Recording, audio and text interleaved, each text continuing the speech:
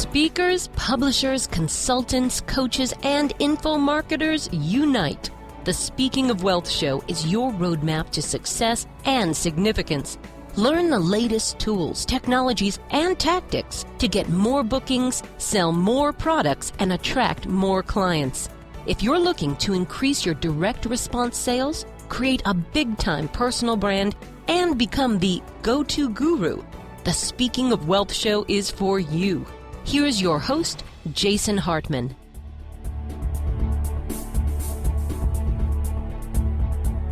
Welcome to the Speaking of Wealth Show. This is your host, Jason Hartman, where we discuss profit strategies for speakers, publishers, authors, consultants, coaches, info marketers, and just go over a whole bunch of exciting things that you can use to increase your business, to make your business more successful and more passive and more automated and more scalable. So we will be back with a great interview. Be sure to visit us at speakingofwealth.com. You can take advantage of our blog, subscribe to the RSS feed, and many other resources for free at speakingofwealth.com. And we will be back with a great interview for you in less than 60 seconds.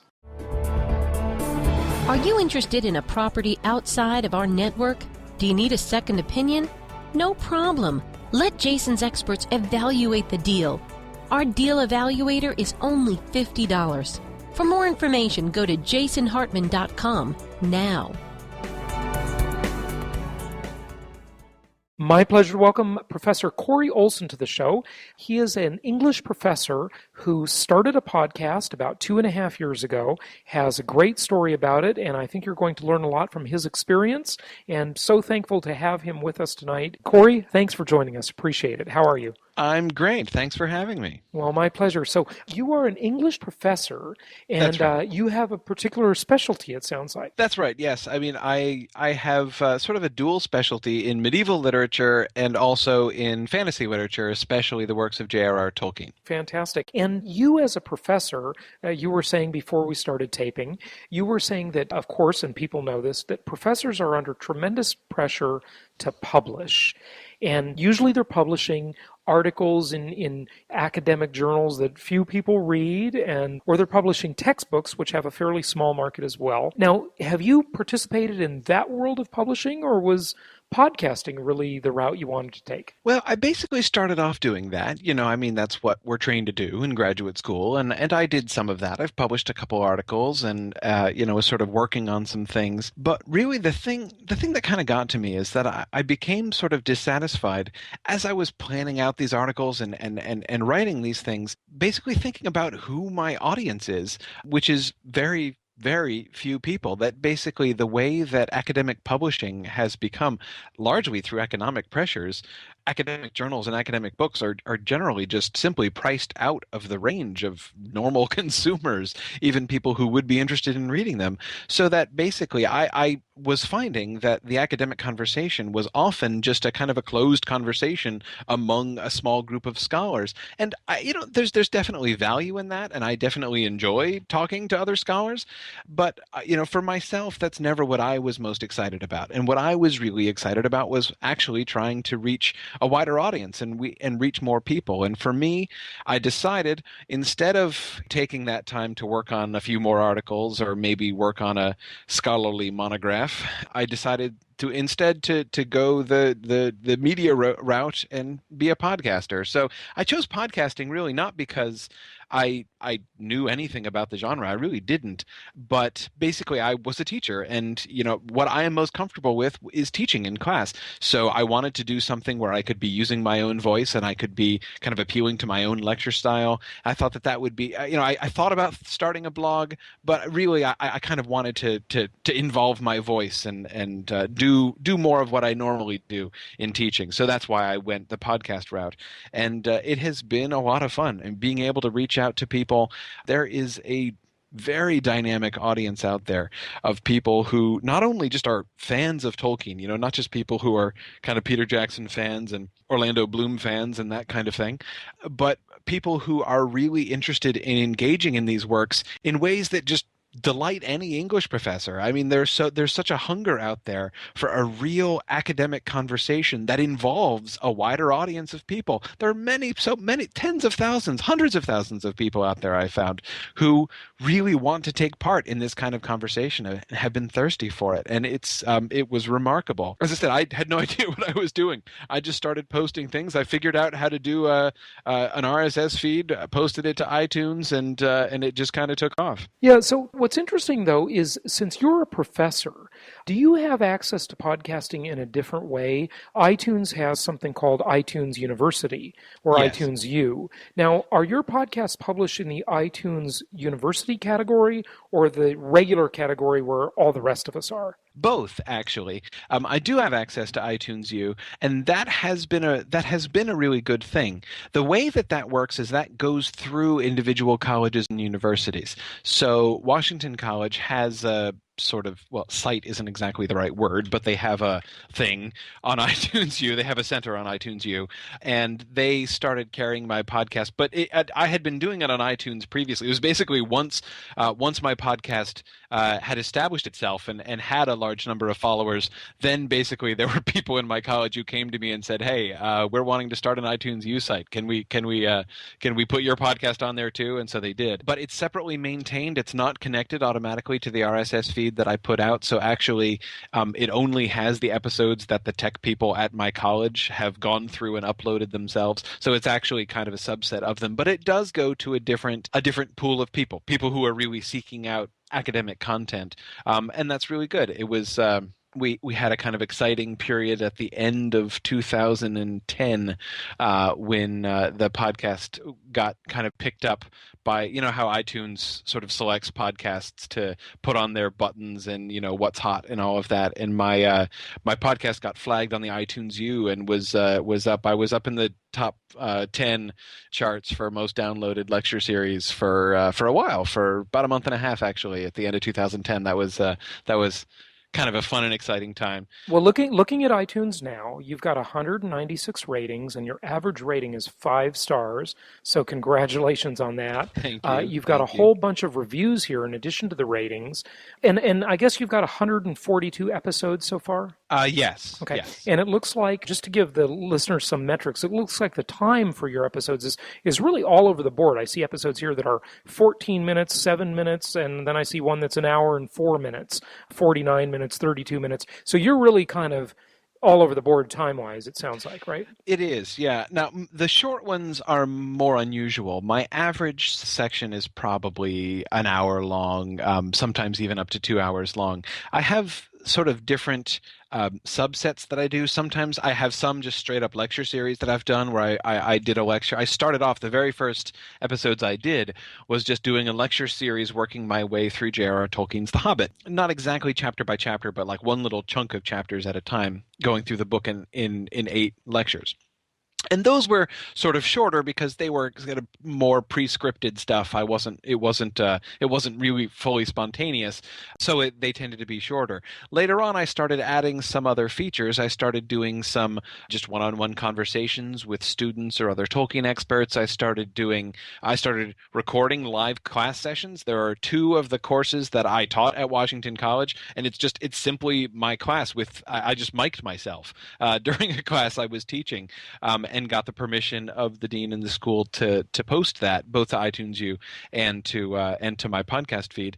There's another a seminar that I did called the Silmarillion Seminar, which was a group of people who were just my podcast listeners. I just posted on my Facebook page one day and said, "Hey, who would like to participate in a study with me where we'll have an online audio discussion and we'll go through the Silmarillion chapter by chapter, you know, for like 40 weeks." And I got about 20 people who did that with me, and we would sit down for 2 hours a night, one night a week, and we did that for, I think we have 40 sessions, and that was really a wonderful group of people, and that just worked out really great. But those tend to be longer episodes. And right now, my latest series has been one that we're calling Riddles in the Dark, and it's specifically focused on the upcoming movie of The Hobbit by Peter Jackson that's going to be released in December. And we're looking at the story of The Hobbit and sort of issues for adaptation in the film, and kind of speculating what the Peter Jackson people are going to be doing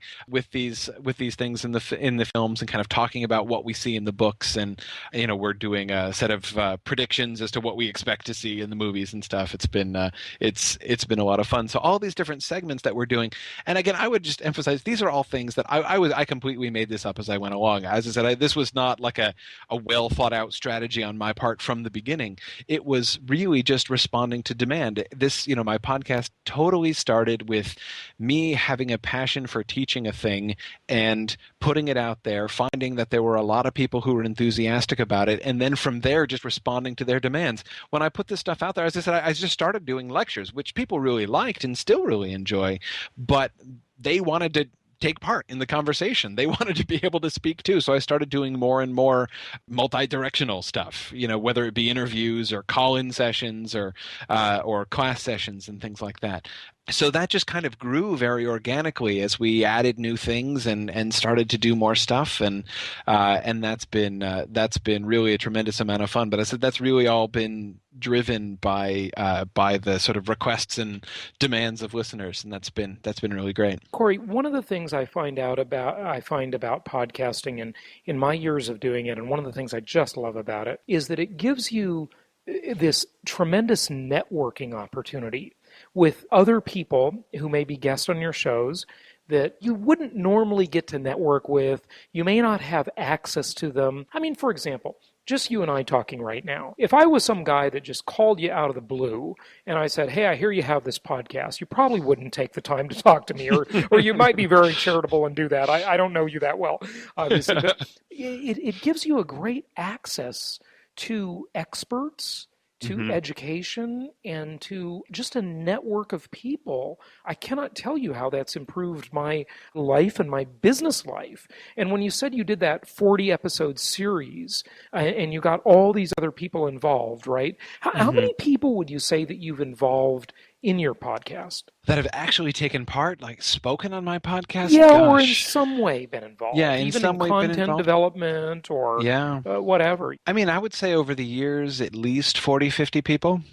Yeah, and that's only 2.5 years we're talking about, not that many years. Right. Yes, exactly. And that's in some ways, really, my podcast was sort of the beginning. What I'm doing, one of the main things I'm doing now is I'm essentially launching an entire online academic program, which was really just inspired by my podcast. I mean, it's, again, continuing that same kind of organic growth. After I had for a while been doing these other sessions and call-in sessions and escalating to the point of actually doing live online seminar discussions with listeners from around the country and around the world even. We had a couple who were in Canada, one in South America. And anyway, so once we had actually gotten to that point, the next question that everybody kept asking me was, can we take classes for credit? Could we actually do real classes? And I, eventually began to say, well, why shouldn't we? So basically that's what I've done. So I've ended up actually founding a new online institution called the Mythgard Institute, which is we're running a master's degree program now designed exactly for the people, who are my podcast listeners, and for that whole group of people who were so interested in doing this kind of thing. To me, when you talk about networking, one of the things which was always so valuable for me is you've got this incredible opportunity to reach people who are interested to hear what you have to say, people who are interested in your subject and your topic. I think to me, it's the really exciting thing about the whole internet age. Instead of just having a group of people who are deciding what gets put on TV or deciding what gets put on the radio, and you as a consumer are just sitting there and you have to kind of take what's given to you. Now we have, people making their own decisions and driving programming themselves, and so basically being able to. It's the ultimate democracy. It really is. Yes. It's totally democratic. It really nowadays. is. Yeah. And that's, and for me, in my little world, it's one of the things that I've been really excited about, the democratization of academia itself and of education. I mean, that's something that I'm also really excited about, to take that same kind of principle and really to open up academia, not only the way in which my podcast is kind of a move towards opening up scholarship and academic publishing, but also, through my institute, we're also working to open up classes as well. So that's yeah. I mean, I personally, I find that very exciting, and I'm really interested to see. I don't think that process is complete at all yet. I think that there's still some pretty exciting times to come. Well, let's talk about a couple comments. I've got a couple of things here. First of all, the democratization of the internet now, or the democratization of media and academia and education in general. And so that is definitely true, because it's no longer vetted. People don't need to ask for permission. If you've got something to say, you just get to go direct to the listener, and they get to decide how valuable what you have to say is. And the other part of it, not just the democratization and the access to the listener, but the concept of the long tail. And the long tail, for those of you who may not have heard of the long tail concept, is really the internet. Look at your podcast. Professor Olson has this podcast, and it is very niche oriented. I mean, how specific is that? It's not just about English. It's not just about a certain brand of literature per se. It's about Tolkien specifically. I mean, It is long tail specific. So people who have really narrow particular interest, they can go right there by searching in iTunes or on any search engine and find your content. What a wonderful thing we as podcasters are doing for people. And I say that other people who aren't podcasting yet should be in this world and do it for others and for yourself. Now, you haven't really made any attempt to monetize your show, so far as I understand. I haven't. And there are two things I'd say. Well, of course, one thing that I have to say up front is I can't, because I'm using Tolkien's name, right, which is trademarked. Well, okay. So I actually could not. I would require permission from the Tolkien estate, which I don't think they would grant me. Well, let me just interrupt you there, though. Yeah. You can comment on Tolkien's work. You don't need permission for that, I don't believe. You don't need permission to talk about it, no. But if I were to be using his name, which is trademarked, in the title of my thing, which I were then selling, they could have something to say about that. But the thing is that for me, I'm glad to say I've always had really good relations with the Tolkien estate. I have a lot of respect for them. I've tried to tell them. I mean, I actually reached out to them before they reached out to me, just to tell them, hey, look, I nobody has greater respect for Tolkien than I do. I want you to know that I'm not, some shyster who's going to be trying to, make money on, Tolkien's legacy. I'm just, a scholar and a fan who loves and admires his work, and am trying to encourage others to love and admire his work. And I think that they've appreciated that, and that has really sort of borne fruit. But the other thing that I would say about that, apart from sort of the legal concerns with monetizing my particular podcast directly because of those issues, I think if I had to point to like the single smartest business decision I've ever made in my life, it was doing a free podcast. I actually contemplated when I first started doing it, and before I had thought about these trademark issues, my very, very first plan was, maybe I could charge for them, just a tiny little bit, charge a tiny nominal price for each of my lectures. This is when, as I said at the beginning, I was writing these sort of this formal lecture series, which took a lot of time and was a lot of work. And so I was thinking, well, maybe I charge a little bit to kind of, compensate myself for my time. And that was my original plan. I decided, no, I'm just going to give it all away for free and just kind of hope that something will come of that down the road. And I don't think I've ever done anything smarter ever.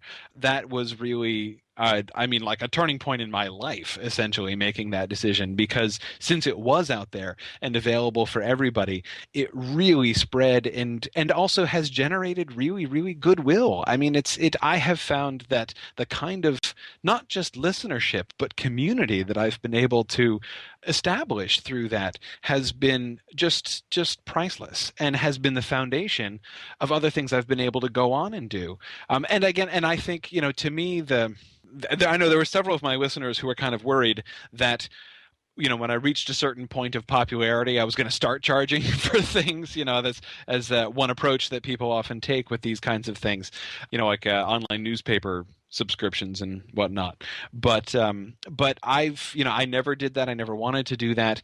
And instead, what it has enabled me to do, it's enabled me to basically grow from that and build on that platform, which I've maintained, as I've been doing other things. The two other things I've been doing, which are monetized, are the Mythgard Institute. As I say this, I'm now teaching courses online. That's what I was going to actually mention, is that you didn't monetize the podcast, but right. Out of the podcast came the Mythgard Institute, and that is monetizing, right? Right. Yes, it is. It is. Now, of course, it's one of the core philosophies of the Mythgard Institute is to make great education available to people for very little. So my tuition is extremely low by standards of regular colleges and online colleges. Either that or regular college tuition is extremely high. That's what I'd like to say. Judge for yourself. Yes. Yes, exactly. Okay. But anyway, so yeah, I mean, it's not. I'm not yet pricing my own island in the Caribbean on the Mythgard Institute. But anyway, yes, I am charging for classes there. But of course, the other thing that I've done is I've published a book, which has been directly, the book that I'm publishing is called Exploring the Hobbit. The title is now Exploring J.R.R. Tolkien's The Hobbit. It's published by Houghton Mifflin Harcourt Company, which is actually the company which publishes Tolkien's works in America. And basically, I have no questions about the fact that it was my podcast almost entirely which got that book published. Most popular publishers like that don't publish scholarly books. I mean, my book is just a discussion, a chapter-by-chapter discussion of The Hobbit in detail. Most works of literary criticism are not picked up by major presses because they're usually not moneymakers, but they knew I had a platform. They knew that I had, I was able to point to the tens of thousands of subscribers that I had, and they were excited about that. So, and basically the book that I have written, and which is going to be released in September, is a development of that original lecture series that I started writing. I started writing that back in 2007 is when I first started composing it, though the podcast didn't really start up until 2009. But that very first thing I ever wrote is basically the cornerstone of the book that I'm now coming out with too. So, and that's, and that to me has been such a natural and a fun thing. My podcast listeners, far from feeling like now I'm trying to capitalize on them, they're really excited about the book. And we were just having exchanges on Facebook last night about them wanting to get signed copies and stuff. It's been a lot of fun. So those are for me the two things that have grown out of it, and that's why, again, I say, as far as podcasting goes, I know that there are some people who want to charge for their podcasts and stuff, and it's possible that there are circumstances in which that might work, but I think part of this whole internet spirit, that we were talking about before, part of that democratizing move is inclusiveness, is, to welcome people in and to bring people in and to establish that kind of a community so that they can see what you're about and know that they are interested in what you have to say. And then,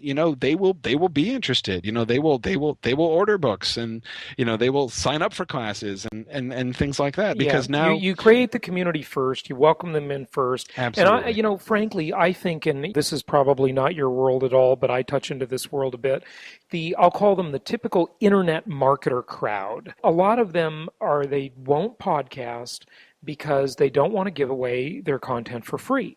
Right. And I think they're being incredibly stingy by and large. Yes. And frankly, I think they're actually shooting themselves in the foot. I think they're hurting themselves. They're really missing out on a huge opportunity because it is such a comfortable way to go when you can establish a long-term relationship with people, give them content, show them who you are, invite them in, and then the trust is built, the relationship is established, the rapport is there, and they are far more receptive to doing business if you have a business back end and if you have a monetization strategy for your shows, to doing business with you. I mean, why wouldn't they be?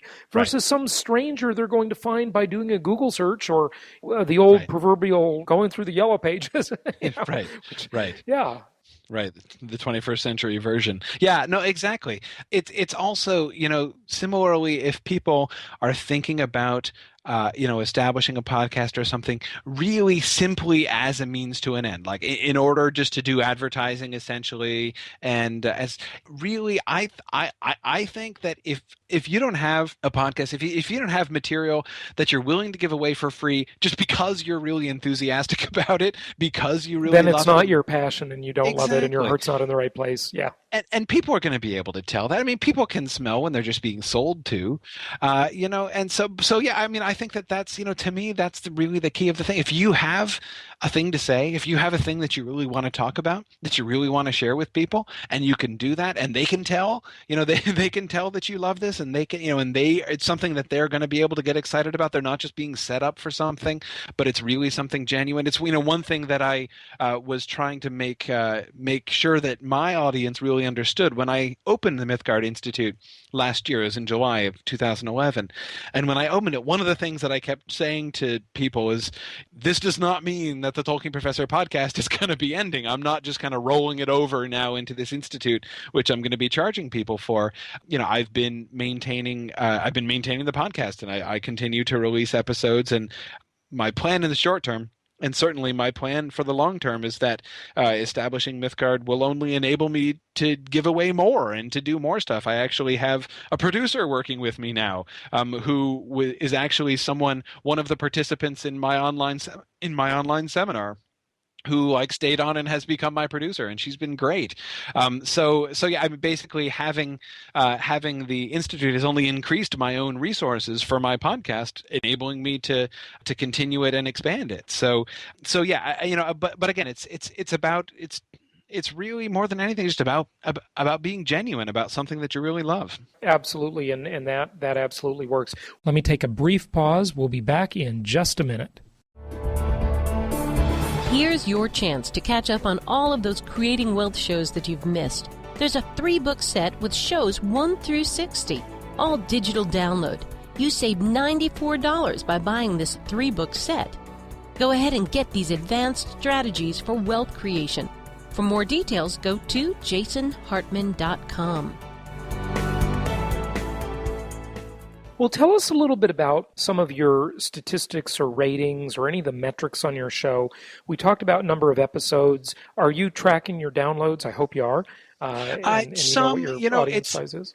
Yeah, it's awkward. It's actually, I mean, I find that awkward. I really wish, this is one of my sort of small podcasting pet peeves, is the fact that iTunes does not release statistics to podcasters for their regular feeds. I know that they have it because they actually do this for iTunes U. This is one other big difference between iTunes U and iTunes, is that they do release to the schools the detailed statistics for downloads of all of the episodes on their site. So I know iTunes has the technology. I don't know why they don't send these reports to podcasters. I can't imagine it would be that much skin off their backs, but whatever. Anyway, so I really wish that they did that. I mean, I do have some. I've had about in the neighborhood of 3.5 million downloads now over the 2.5 years. I've just got to say, unbelievable. That's incredible. It yeah. Really is. Okay, so listen to this, folks. Think about what you're hearing here, okay? This is a professor who would have traditionally maybe published a textbook for a very small market or another type of articles in academic journals. Mm-hmm. And, maybe your reach would have been 50, few hundred, 2,000 people, yeah, a small market for sure, right? Yeah. And now, in 2.5 years, with 142 episodes, You have reached 3.5 million people. That is incredible. I mean, incredible. And around the world. I mean, that's of course another thing Yeah, it's about totally the global. internet thing. Yeah. It is absolutely global. I get email from people around the world, who listen to my podcast, and I've got a strong following in Europe and Australia, and I've gotten emails from Kosovo and from China. I got this really delightful email from a 12-year-old girl in China who loves Tolkien somehow, and listens to my podcast to improve her English. It's been incredible, and I always love hearing from people. Think of what you could do. You could go to the website meetup.com, and you could have people start meetup groups globally based on Tolkien and your podcast. So it could lead to physical meetings and potential monetization there, or greater influence, greater thought leadership. I mean, the possibilities, folks, are endless with these powerful podcasts. And even if they're not that big, even if you start a podcast and it's not that big, coming from a sales and marketing background myself, the traditional person is reaching one person at a time. We've all been taught in the business world, go to networking events and network. Well, when you do that, you're reaching one person at a time. In the world of sales, call on a client, get on the phone, knock on doors, make things happen. You're reaching one prospect at a time. And here you've got this wonderful, automated, basically free technology that is available to you and to the consumer. And I mean, look at what someone like, say, an American podcaster, for example, because most of the podcasts, I'm sure, are US based. I mean, they're global, of course, but I'd say that I bet most of the content by far comes from US sources, okay? Look at what you're doing really for global relationships and, as corny as it sounds, world peace. Okay, right. Because people have a rapport with you. They know you. They know me. I have been in coffee shops. I mean, I remember ordering something at Starbucks and someone hearing my voice and saying, "Aren't you Jason Hartman?" They've never seen my picture. They only heard my voice. Isn't that an incredible thing? Look at all the really funny amazing things that come out of it. Yeah, when you see somebody do a double take when they hear your voice. Yeah, I've had that experience too. Yeah, no,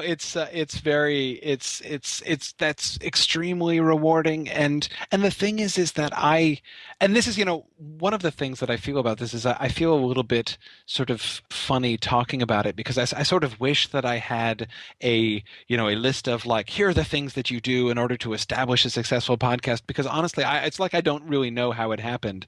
I mean, I know my own, I can speak to my own enthusiasm for the subject and everything, but it's, as far as actual strategy, I had no idea what I was doing. Neither did I in the beginning. I just did it. It launched by sort of good fortune. I had started, and I was about 2 weeks after the release on iTunes originally. And I'll never forget the morning that it happened. I had been doing about 30 downloads a day.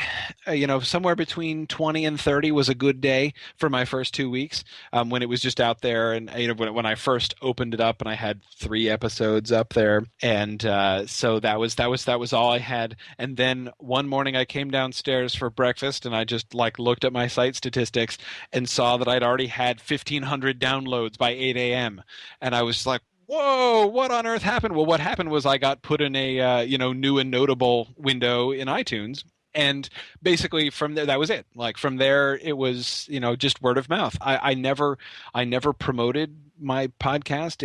It has spread worldwide simply by word of mouth. And again, to me, that's like it's the magic of the internet. I mean, now, have you ever done video podcasting, or is all of your content audio? I have done for my podcast itself. I've only done audio stuff, and mostly for me that has just been because, well, basically 2 factors. On the one hand, video production is so much more time intensive than audio production is, and also I sort of felt that the net gain would be relatively small. It's that marginal. is, Yeah, yeah, diminishing marginal return. Yeah. especially for me, because it's just me talking or me sitting and talking with a person.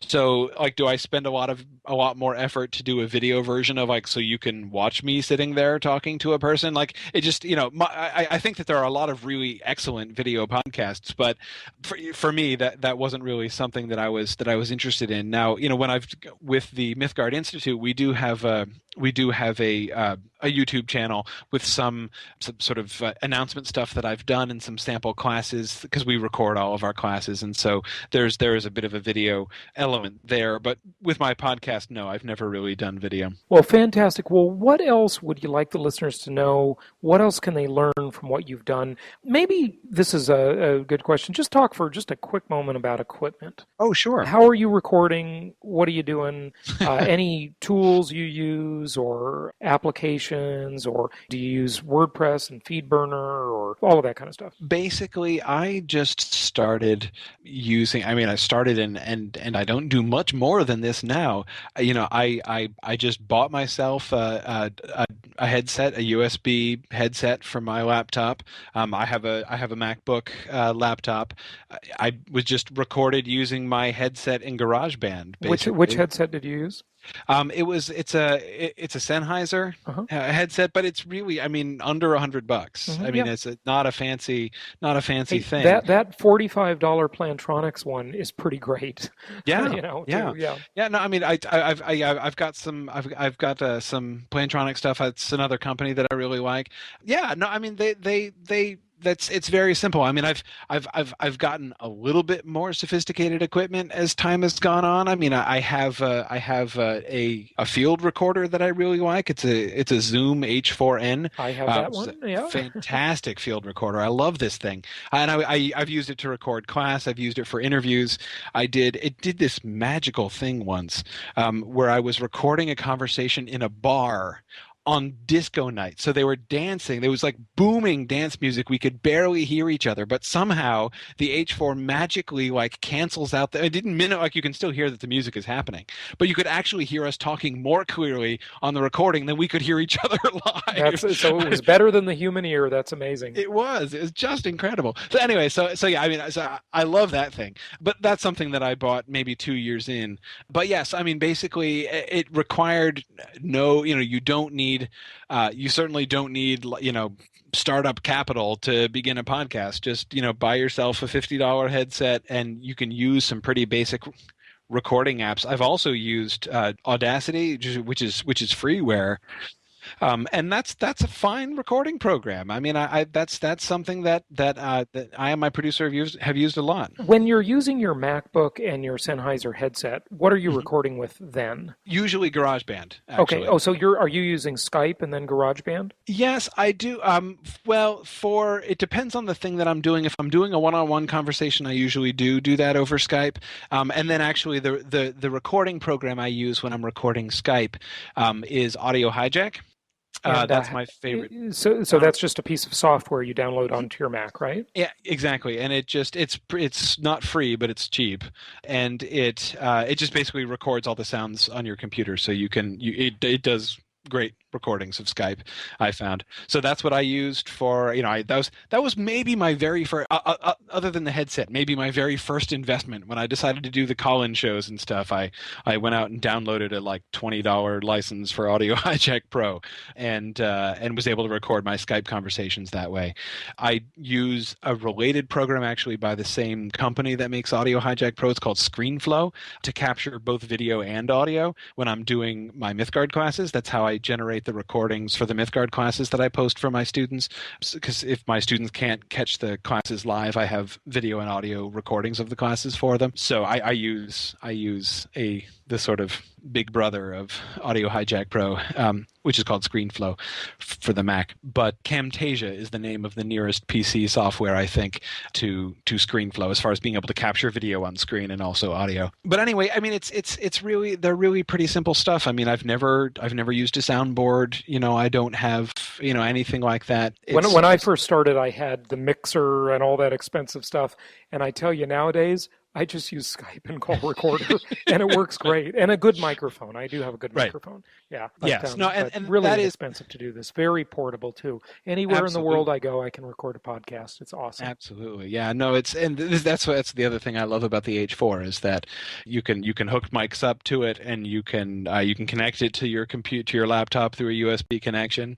It's really small and portable. So yeah, that's exactly. It's whenever I go anywhere, I can have my whole podcasting kit in my carry-on, and that's really easy. So yeah, no, there's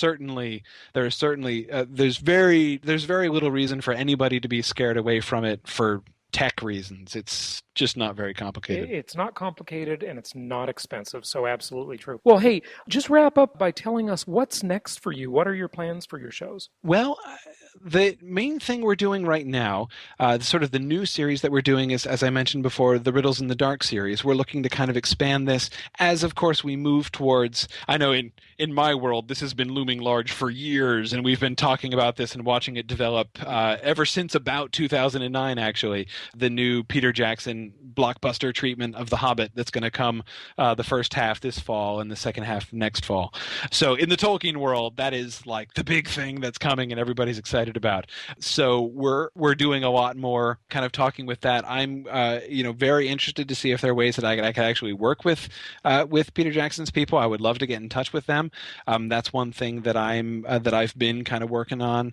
But anyway, I am we're excited to kind of continue that. We've started this whole prediction game where we have partners from other podcasts and some bloggers and some other professionals. I've got a representative of Houghton Mifflin Harcourt, Tolkien's publisher, and my publisher also, of course. And I have some other scholars and people coming in to do, and we have this big predictions grid where we're sort of guessing what's going to be happening in the film and stuff. So it's sort of a lot of fun. So that's one of the main things that we're kind of thinking about. But of course, for me, the big thing for me is the development of the Mythgard Institute, and we're doing online classes. We're starting to kind of branch out. We began with really just sort of pure niche classes, which we still are going to continue. Mythgard is always going to retain a focus on Tolkien studies and fantasy literature and stuff. But we're also branching out into wider fields. My goal there really is nothing short of providing a really dynamic educational alternative to high-priced brick-and-mortar education, where people can pay a great deal less for really high-quality interactive live teaching. Hearing this from a professor is blasphemy, you know. I know. They talk about the military-industrial complex. How about talking about the college and tuition complex? I mean, it is unbelievably. Let's call it the university student loan complex. How's that? Yes. Well, see, here's the issue there, of course, is that the professors themselves, though they're in many ways kind of ideologically invested in it, it's not like they're profiting financially not directly, greatly from this tuition thing. I agree. And so, in fact, it's one of the things. I mean, as a business model, it's one of the things that has been kind of a core business principle for the Mythgard Institute, is that I think by actually leveraging online technologies, I can provide an education which is of a really high quality, with, as I say, live interactive small classes with really good professors, which will cost people way less, and yet actually enable me to pay professors better than they get paid at other schools. Because it's amazing. It's amazing how the budget is altered when you remove the multi-million-dollar buildings from the equation. It really changes the scene a little bit. Fair enough, absolutely. Well, hey, it's been great talking with you. I know it is late in the evening in Delaware. We appreciate you staying up late to talk to us, and just keep up the good work. Do give out your websites, though, before you go. Oh, sure. The main website for my podcast is www.tolkienprofessor.com, just one word, Tolkien Professor. And my institute's website is www.mythgard.org. That's mythgard.org. And you can also find this sort of parent university that is we're building in partnership with the Mythgard Institute is signumuniversity.org, SIGNUM University.org. www.ccc.org. Fantastic. Well, Professor Corey Olsen and podcaster Professor Corey Olsen, thank you so much for joining us today. We appreciate it. Thank you for having me. This was fun.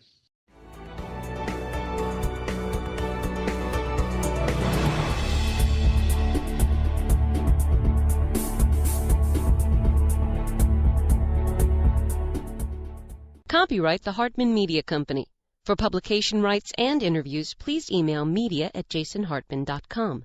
This show offers very general information. Opinions of guests are their own.